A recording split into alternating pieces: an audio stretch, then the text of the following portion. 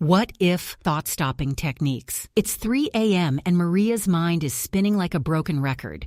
What if I had taken him to the emergency vet that Tuesday instead of waiting until Wednesday? What if I had pushed for more tests? What if I had gotten a second opinion sooner? What if sound familiar? Maria had been cycling through these same questions for 3 months. Every night, the same mental tornado. Every morning she woke up exhausted, not from lack of sleep, but from her brain running marathon sessions of self-torture. Here's what Maria didn't know. Her mind was trying to help her. It really was. Your brain believes that if it can just figure out the right answer to what if, it can somehow change the past or prevent future pain. But here's the truth. What if thinking isn't problem solving? It's mental quicksand. And the harder you struggle, the deeper you sink. Today, I'm going to teach you how to escape that quicksand, not by fighting your thoughts, but by gently redirecting them toward healing instead of self-harm. Our journey today, understanding thought loops. In this lesson, we're going to explore why your mind gets stuck in these loops. 3 powerful techniques. I'll give you 3 powerful techniques to interrupt the cycle. Redirect and honor method. We'll learn the redirect and honor method that acknowledges your thoughts while shifting your focus to love-based memories. By the end of today, you'll have practical tools you can use the moment those what-if thoughts start spinning. Why your brain gets stuck in what-if loops. First, let's understand what's actually happening in your mind when you get caught in these cycles. Your brain has a problem-solving mechanism that works beautifully for real problems. If your car won't start, your mind analyzes possibilities. Dead battery, out of gas, mechanical issue. Then you take action to fix it. But when it comes to grief, your brain is trying to solve an unsolvable problem. It's asking, how can I change what already happened? And since there's no solution, it just keeps searching and searching and searching. Think of it like a computer program with a bug. It's stuck in an infinite loop, using up all your mental energy but never actually completing the task. The what-if thoughts feel important because they're so intense. Your brain tricks you into thinking, this must be meaningful because it hurts so much. But intensity doesn't equal importance. Let me give you an analogy. Imagine you're driving and you get a flat tire. You could sit there for hours thinking, what if I had taken a different route? What if I had checked my tires yesterday? What if I had left 5 minutes earlier? But none of those thoughts change the flat tire. The only useful thoughts are, how do I fix this now? Who can I call for help? What do I need to move forward? That's the difference between helpful analysis and harmful rumination. When it comes to your pet's death, helpful thoughts sound like, what did I learn about love from this experience? How can I honor their memory? What brought us joy together? Harmful thoughts sound like, what if I had done everything differently? What if I'm a terrible pet parent? What if I failed them? One type of thinking opens your heart. The other closes it. The stop, acknowledge, redirect technique. Now let me teach you the first technique for interrupting these mental loops. It's called stop, acknowledge, redirect, and it has 3 simple steps. Stop. The moment you notice a what-if thought, literally say stop out loud. Or if you're in public, say it firmly in your mind. This isn't about suppressing the thought. It's about creating a pause, a moment of awareness before the thought takes you down the rabbit hole. Acknowledge. Next, gently acknowledge what's happening. I'm having a what-if thought right now. My mind is trying to solve something that can't be solved. This is normal grief brain behavior. Don't judge yourself for having the thought. Don't try to argue with it or prove it wrong. Just notice it, like you might notice a cloud passing by. Redirect. Now here's the key part. Instead of trying to push the thought away, redirect your mental energy towards something that honors your pet's memory. You might ask yourself, what's one beautiful memory I have with them? Or what's one way they made me laugh? Or what's one thing I'm grateful they taught me? The goal isn't to eliminate the what-if thought. It's to give your mind something more nourishing to focus on. Let me walk you through an example. What-if thought? What if I had noticed the symptoms earlier? Stop. Okay, I'm having that thought again. Acknowledge. My brain is trying to solve the unsolvable. This is grief doing what grief does. Redirect. What's one way Max showed me love during his life? Oh, he used to bring me his favorite toy when I was sad. Notice how we're not arguing with the original thought. We're not trying to convince ourselves it's wrong. We're simply choosing to focus our attention somewhere that feeds our heart instead of starving it. The redirect and honor method. The second technique I want to teach you builds on the first one. I call it redirect and honor. This method acknowledges is that your what-if thoughts actually come from love. They come from caring so deeply that you want to have done everything perfectly. So instead of fighting these thoughts, we're going to honor the love behind them while redirecting the energy. Here's how it works. When a what-if thought arises, you say, "This thought comes from love. I care so much about Pet's name that I want to have been perfect. That love is beautiful. Now how can I honor that love in this moment?" Let me give you some examples. What-if thought. What if I had taken her to the vet sooner? Response. This thought comes from love. I wanted to protect Luna perfectly. That love is real and beautiful. How can I honor that love right now? I can light a candle for her and tell her I love her. What-if thought. What if I made the wrong decision about euthanasia? Response. This thought comes from love. I cared so much about Rocky's well-being. That love guided my decision then, and it's still with me now. How can I honor that love? I can write him a letter telling him how much he meant to me.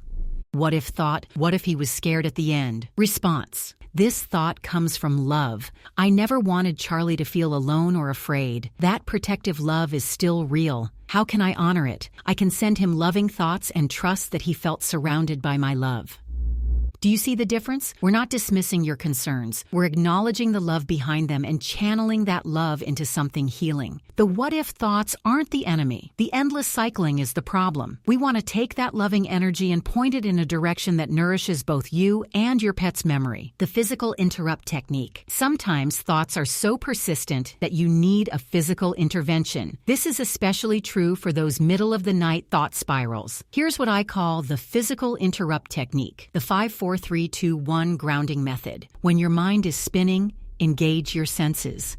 Name 5 things you can see, 4 things you can touch, 3 things you can hear, 2 things you can smell, 1 thing you can taste. This pulls your attention out of your head and into your body, breaking the mental loop. The movement reset. Stand up and do something physical for 60 seconds. Gentle stretching, walking to another room, washing your hands with cool water, stepping outside for fresh air. Movement signals to your brain that you're taking action, which interrupts the stuck feeling. The breathing anchor. Place 1 hand on your heart and 1 on your belly. Take 3 deep breaths, feeling your hands rise and fall. With each exhale, imagine releasing the what-if energy. With each inhale, imagine breathing in peace. These techniques work because they activate your parasympathetic nervous system, your body's calm and connect response. When you're stuck in mental loops, your nervous system is often in fight or flight mode. Physical grounding brings you back to safety. Creating your emergency thought-stopping kit. Now I want you to create what I call your emergency thought-stopping kit. This is a collection of tools you can reach for the moment those spirals begin. Your kit should include a redirect question list. Write down 5 to 10 redirect questions that work for you. What made Pet's name unique and special?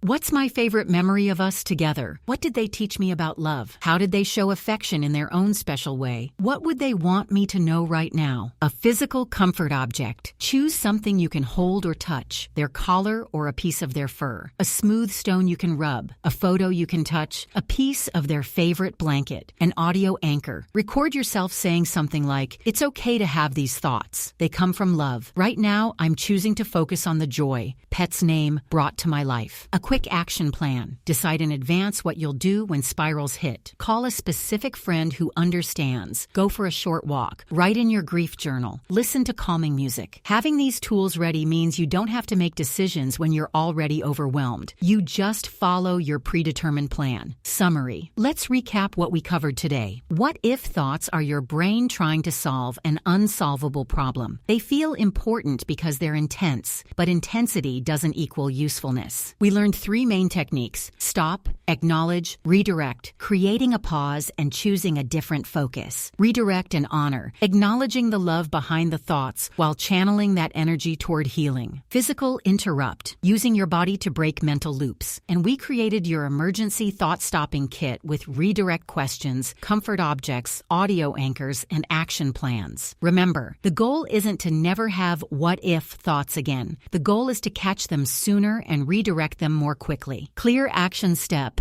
Your action step for today is to create your emergency thought-stopping kit right now before you move on to anything else. Write down your redirect questions. Choose your comfort object. Record your audio anchor. Make your action plan. And then the next time a what-if thought arises, and it will, you'll be ready. You'll gently stop, acknowledge, and redirect. You'll honor the love behind the thought while choosing to focus that love in a healing direction. This takes practice. Be patient with yourself. Your brain has been running these loops for a while, so it will take time to create new patterns. But every time you successfully redirect, you're training your mind to choose healing over harm. Tomorrow in Lesson 2.3, we're going to work on the language of self-forgiveness. We'll learn how to speak to yourself with the same compassion you'd offer a beloved friend facing the same situation. For now, be gentle with your grieving heart. Those what-if thoughts don't make you weak or broken. They make you someone who loved deeply. And that's exactly what a good pet parent does.